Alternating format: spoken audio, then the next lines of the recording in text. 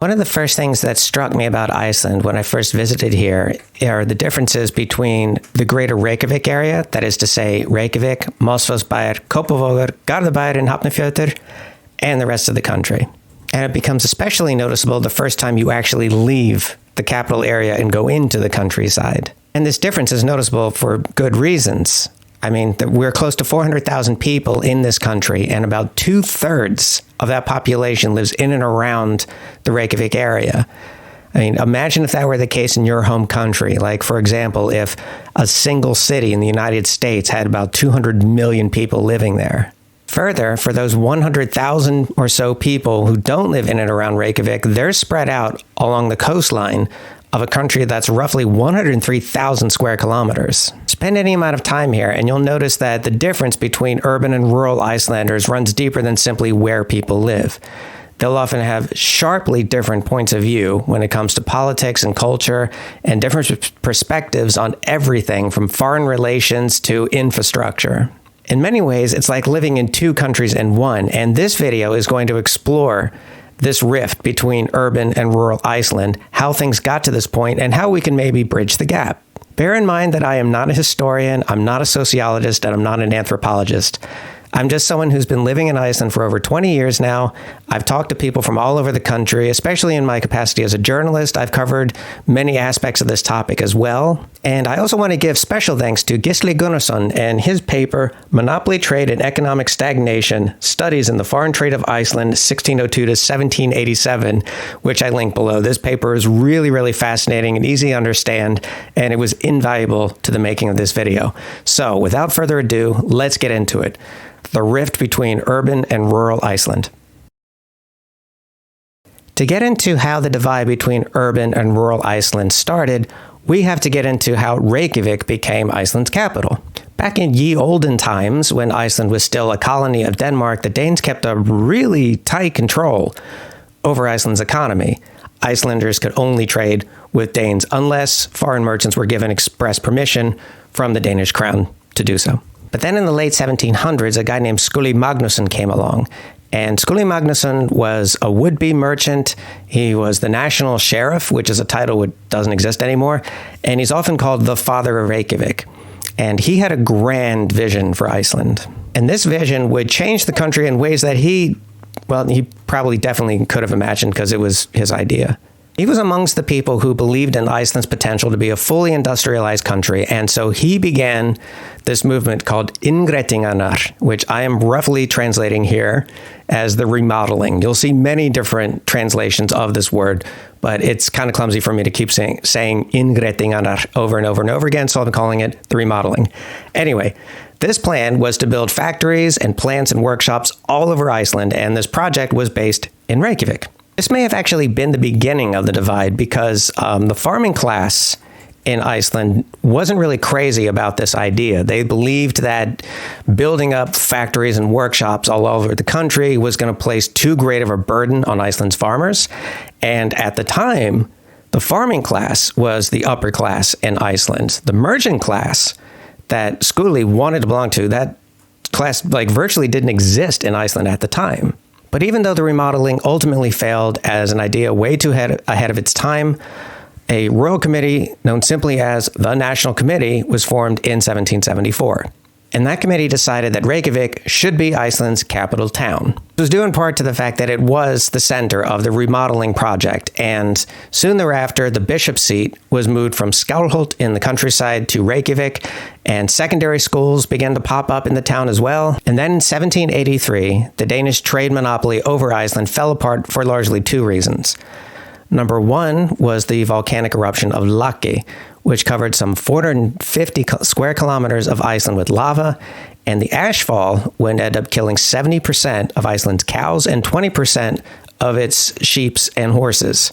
The population declined by some 20% as the very old, the very young, the infirmed, and the poor would die of starvation as a result of this disaster and Denmark's response to it, or rather, lack thereof. The second thing that happened in 1783 is that the American colony's War of Independence drew to a close, and so fish exports from America began again, and that, of course, drove down the price of fish and drove up the cost of imports to Iceland. As such, the Danish merchant class saw the writing on the wall that this economic system, this trade monopoly, was no longer sustainable, and they decided to scrap it altogether. And in 1786, they instituted a new system wherein they give chartered status to 6 Icelandic towns. And this chartered status means that these towns would be able to manage their own mercantile affairs, and they would also manage some of the judicial and legislative affairs of the region that they were based in. And these 6 towns were Reykjavík, Grundarfjörður, Ísafjörður, Akureyri, Eskifjörður, and the Westman Islands. The system lasted for a while, but even that fell apart, and in 1836, the chartered status was removed for all the towns in Iceland except for Reykjavík. So in other words, within a span of 100 years, Reykjavík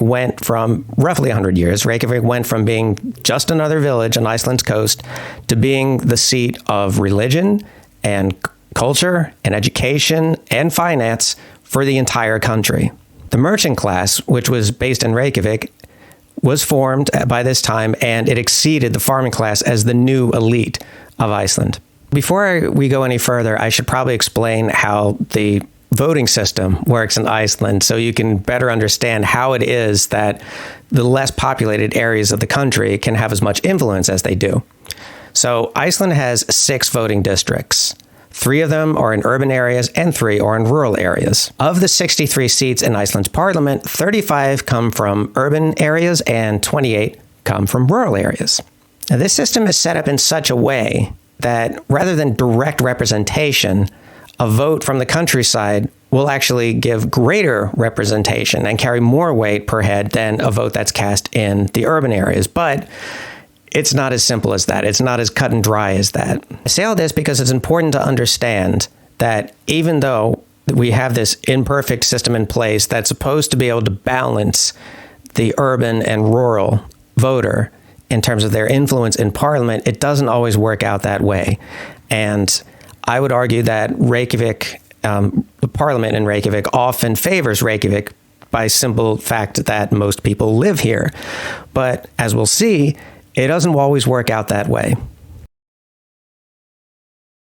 Tourism may be Iceland's biggest economic engine right now, but for most of its history, it's been fishing and farming, and those are still significant sectors in Iceland, especially in the countryside. Although, don't get me wrong, if you go out into the countryside, you will see that tourism has a big part to play in the economic development of the region. In fact, it may surprise you to know that some spots in Iceland that are big tourist attractions, such as Geysir and Greinasfjara, are actually on privately owned land. But in any event, fishing and farming are still supreme in the countryside, and they've often aligned themselves with political movements that have shaped Icelandic history. One great example of this is the Progressive Party, and if you want to learn more about them, you can watch my video about Iceland's political parties to learn more about that. But in the broad strokes, this is Iceland's oldest political party.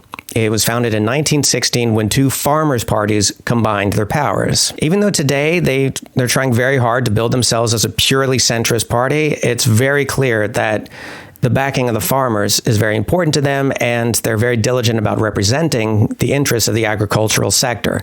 And a great example of this is the time that Iceland tried to join the European Union. As you may remember, we had an economic crisis in this country in 2008, and this led to new elections in 2009, wherein we had a new government that was led by the Social Democrats. Now, the Social Democrats have wanted Iceland to join the European Union since their very inception, and so that was one of their first orders of business. With it, accession talks to the EU began formally in 2010. Now, I went on a press junket during this government's term and got to meet with EU officials and hear from them and ask them questions, and it was a very educational experience. At this point in the EU talks, Iceland and the European Union had ironed out pretty much everything except for agricultural and fishing. Those were 2 very big points of contention, mostly because both the fishing corporations and the agricultural concerns were very worried that by competing on the European market, we would have, fishing boats from all over Europe coming into Icelandic waters and sucking up all of our fish. Farmers, or rather the companies representing the farmers, were worried about having to compete on the European market with agricultural products from mainland Europe. These issues were never fully resolved, and in 2013, following those elections, the Independence Party and the Progressive Party were voted back into power. And one of the first orders of business from the new Minister of Foreign Affairs, Gunnar Bragi Sveinsson, as he put it, was to end the accession process with the EU. And Gunnar Bragi comes from the Progressive Party. Or rather, he came from the Progressive Party. He was in that party at the time. He has since moved on because of a whole big scandal, which, again, is in another video. But at that time, he was in the Progressive Party. Well, that isn't to say that the agricultural sector alone killed Iceland's chances of getting into the European Union. First of all, because Brussels has intimated several times that if we ever want to begin accession talks again, we can totally do that. And there are also other reasons why ultimately things didn't move forward, but the agricultural sector definitely played a significant role in those talks coming to a halt. As for fishing, well, this has traditionally been Iceland's big moneymaker. Some of the wealthiest people in the country and some of the richest corporations in the country are connected to the fishing industry. So it probably comes as no surprise that they would have a large influence, shall we say, on Icelandic politics. The fishing industry is also a great example of the tension between urban and rural Iceland in the form of fishing quotas. And bear with me here because this is a big topic. It's a complicated topic, but it's really, really fascinating.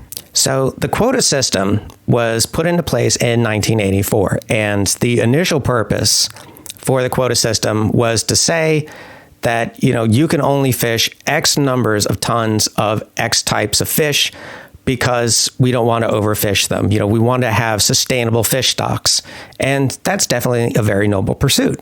In 1990, though, things changed because the quota system then became transferable. That is, if you were a fishing company and you were given a quota for, say, 5,000 tons of cod, you could sell that quota to another fishing company, or you could buy some other company's fishing quota from them. And this is arguably where the trouble started, because a lot of the larger fishing companies, which are based in Reykjavík, began to buy up the fishing quotas of smaller fishing companies based in the countryside, to where the majority of Iceland's fishing quotas became based in Reykjavík. Furthermore, critics have repeatedly asked that these fishing quotas be returned to the state, and that the state just auctions off these quotas to the highest bidder in order to ensure that the majority of the profits of these quotas goes into state coffers and benefits the entire country. That's not how things are currently done. There's also the question of how these larger fishing companies are taxed. And that is to say, they're not taxed very much, really. You'll hear repeated calls in Parliament of people saying, hey, we should raise taxes on these companies. They make so much money, and we need to have this money in our coffers. And there's a lot of resistance, especially from more conservative voices within Parliament. Meanwhile, smaller villages in the Icelandic countryside who rely on fishing for income will miss out on these big quotas, and they'll rely on coastal fishing, which can be a highly restrictive industry. And this isn't exactly a new thing either. You take the North Icelandic town of Siglufjörður, for example. In the mid-20th century, large stocks of herring were found in the waters outside of Siglufjörður, and this started this boom time, this rush, where venture capitalists from the Reykjavík area went to Siglufjörður and they set up shop there, and they hoovered up all the fish. They overfished the herring a great deal. And when all the herring disappeared, these venture capitalists from Reykjavík pulled up their stakes and they moved back to the city. Today, the town of Siglufjörður is about half the population that it was back then in the boom times. And Siglufjörður's story isn't unique, sadly. There have been regular times when there's been like a mass exodus of people from the countryside into Reykjavík. There have been entire farms and villages that have emptied out because of things that were happening in Reykjavík. Just as one example, some years ago, I was in a library, and for some reason, don't ask me why, I pulled out a book it was a registry of Iceland's farms. going way, way, way back. I don't know why I thought this would be an interesting read, but it ended up being a very interesting read.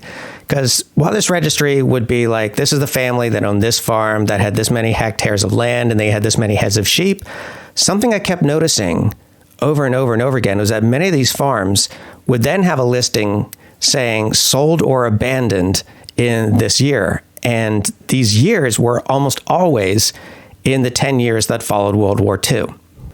On another occasion, I was hitchhiking around the country, and I was picked up by this old man from Blönduós, which is in northwest Iceland. And he was on his way to Reykjavík, and he wanted to show me around his region. And so we were driving in these back roads of northwest Iceland, and he would be pointing out the windows saying stuff like, yeah, my best friend used to live here, but then their family had to move away. And he'd be pointing at like a bare hill with like maybe some scraps of wood where a barn or a shed might have been. And yeah, this is a fairly common thing in the countryside. Boom times in Reykjavik, drawing people from the countryside and into Reykjavik. And that's not necessarily a bad thing. I mean, if you're living on a farm and maybe you're struggling financially, or you're just bored and you want to start a new life in Reykjavik, there's nothing wrong with that. But there is a kind of self-fulfilling prophecy in this, in that a national government, which puts most of its attention on Reykjavik simply because most people live in Reykjavik, ends up consciously or unconsciously ignoring the people that live in the rural areas. And this can lead to neglect of crucial infrastructure and dwindling jobs and dwindling prospects and young people moving away and dwindling villages. And this is a very well-known phenomenon in Iceland, by the way. It's been the subject of numerous works of art. A couple famous examples include the song Aldrei fór ég suður, or I Never Went South by Bubbi Morthens, which tells the tale of a lonely fisherman who lives in a dying village, and also the movie Children of Nature by Friðrik Frá Friðriksson, which is a fantastic film that you should absolutely see. And that movie itself is just one extended metaphor for urban Icelanders rejecting their rural past. But one of the best examples of how Reykjavik's neglect of the countryside leads to deteriorating villages and an increase in this rift between urban and rural Iceland is the village of Árneshreppur in northwest Iceland. I visited this village in 2018, and there's about 53 people that live there. So even by Icelandic standards, that's a pretty small rural village. And pretty much all the young people had moved away. But this tiny village became the center of national news because of a dam project that was being proposed at a river outside of the village called Hvalá. Now, for many of the people in Árneshreppur, this dam was going to mean more jobs, of course, but it was also going to mean more stable electricity, because they would be having regular power shortages. And when the power would go out, they would have to rely on diesel-powered generators to get the electricity running again. There is also the prospect that this dam was going to provide more electricity for the region and therefore attract more companies. Now, with more people, more jobs, more companies, there was also the hope that the roads would improve. I mean, the roads in that area are not even plowed between January and March. Meanwhile, there was a very strong contingent of people, mostly in Reykjavik, who opposed this dam project on the grounds that it would spoil the natural beauty of the region. And when I spoke to people in Árneshreppur about this and brought up this argument, they would say, yeah, well, when's the last time any of these people ever visited Árneshreppur? This same tension was present in the early 2000s Kárahnjúkur Dam project, wherein people from outside of Reyðarfjörður, East Iceland, where the dam was based, saw it as an environmental disaster, whereas the people who lived in the region, most of them anyway, saw that as a boon for jobs. Now, of course, there were also people in Árneshreppur who were skeptical of the dam project. Like, it was a project that was being funded by a foreign concern, and they also had their own environmental concerns. And don't get me wrong, the environmental arguments against the Hvalá Dam project and Kárahnjúkur have a lot of weight behind them. They have a lot of validity to them. What I'm saying, though, is that if Árneshreppur felt as though their electrical grid was being taken care of, if the roads were being taken care of, if the national government at all was providing the support that they needed, then they probably wouldn't feel like they needed to welcome a dam project to their village. And as such, this controversy probably wouldn't have happened in the first place. So generally speaking, people in and around Reykjavik tend to see Reykjavík as just the extent of Iceland, or at least the only part that matters. And the type of majoritarianist thinking that goes on in Parliament can lead lawmakers, again, consciously or unconsciously, to ignore the needs of people who live in the countryside. This can tend to make rural Icelanders feel ignored, neglected, and patronized too, such as in the Kárahnjúkur Dam project and the Hvalá Dam project, like they're being told by people who don't even live in the community what's best for their community. However, that also goes in the other direction, whereas a lot of people in Reykjavík feel as though folks in the countryside might have an outsized influence on things that happen in our city. One good example of this is the domestic airport in Reykjavík. Most of us who live here would like to move the Reykjavík airport out of Reykjavík because it's noisy, and also we're in the midst of a housing crisis, and we would like to use that land to build more houses. However, people who live in the countryside like having the domestic airport in the middle of Reykjavík because they can just pop on a plane and just end up right here in the middle of downtown, and it's very convenient. And as a result of this tension, the domestic airport is where it is, and it's not going anywhere anytime soon. So as you saw, the tensions between urban and rural Icelanders go back a very long ways, and there's no clear hero or villain. And as I said at the beginning of this video, I am not a sociologist or an anthropologist, but I still believe that we can bridge this gap. It's going to mean honest and direct discussions with one another. It's going to mean taking each other's concerns seriously. And it's going to mean recognizing that we all have the right to live where we want to live. It's furthermore probably going to take some economic restructuring. I mean, when you have so much capital concentrated into so few hands, this divide between the urban and the rural is always going to exist. The fact is that we all have to live in this country together, and we all have the rights to share the fruits of our labors equally so that we all, as one country, can thrive together. And that's all I have for you today on the Reykjavík Newsdesk. Again, be sure and like and subscribe. And just so you know, single topic videos such as this are decided by viewer polls. Viewer polls are things that are posted on my Patreon, wherein patrons can vote and dictate which single topic I cover in my single topic videos, and this won the previous poll. And I'm going to be posting a new viewer poll on my Patreon very soon. Also, this Saturday, July 22nd, I'll be hosting my next Ask Me Anything session, and that's time for patrons and I to get on a live call. And yes, they do ask me questions, but mostly it's just a chance for all of us to hang out and have a laugh. We always have a great time, and I hope to see you there. And these are both things that you can participate and much more by joining my Patreon, which is linked in the description below. Which reminds me, I want to thank Corinne Vasquez, Marianne Ward, Christopher Hunter, Marianne Moores, Kimberly McDaniel, Iceman98, and Octavia Hrund Jonsdottir for being patrons on the $20 level, Ian Kingsley and Laura Johnson for being patrons on the $15 level, and Christine Trowbridge, Hafstein Himmilomi Reginason, Stephen Ellis, and Vivi Carvalho Schaffner for being patrons on the $10 level. You folks rock. That's all I have for you today at Newsdesk. Be good to each other.